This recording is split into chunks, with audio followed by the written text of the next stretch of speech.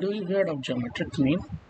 You have a specific formula of geometric mean where we apply a multiplication of numbers with its nth root, and sometimes they call it with the antilog, where we would log both the side and do antilog so that we bring the nth root as a division over here. And what this formula signifies and where it applies, let's look at it. This formula is used when we have an geometric progression kind of data, and you could see that this geometric progression is something similar to the compound interest.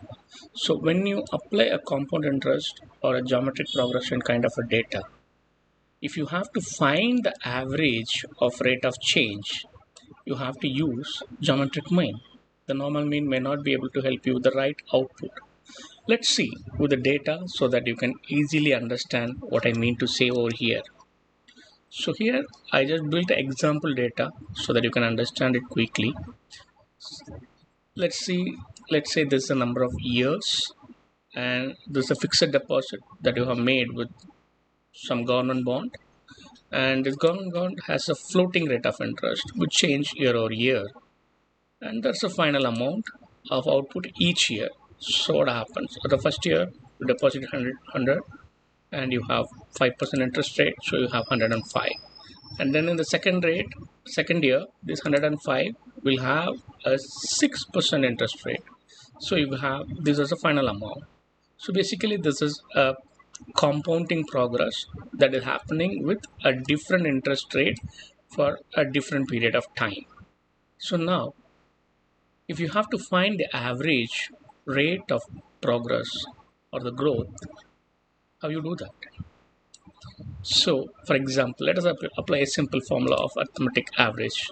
So you do an average of this number, maybe here you could see it's nothing but sum of all these numbers divided by the total number, that is 6.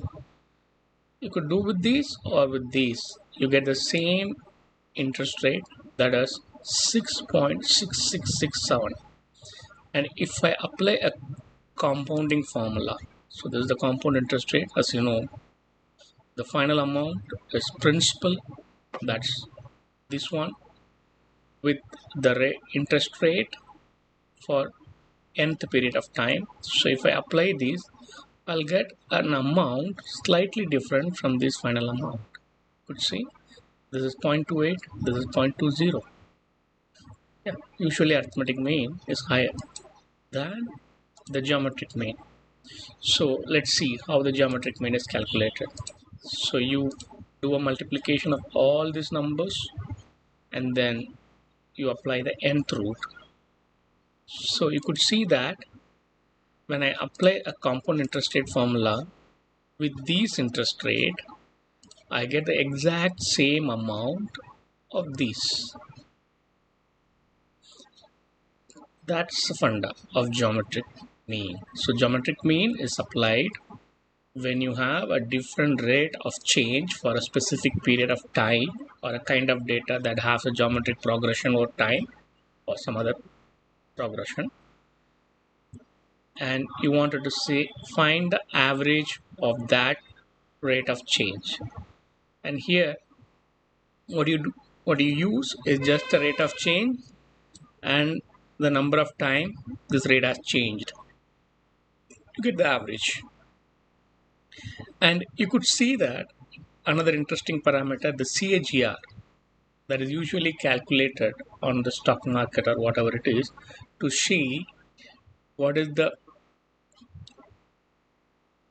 profit that you get year over year, considering a different profit that you get in different period of time. Maybe you have a negative return at a specific time and you have positive return at a specific time. So what happens? So the CAGR, you are calculating with the final value and the first value with the time period. So you could see that what we do is final value divided by the first value with the time period, and CAGR is nothing but the inverse formula of compound interest. So what you get, the same interest rate. So basically the CAGR and geometric average to the same output for a different percentage of growth over a period of time. Thank you.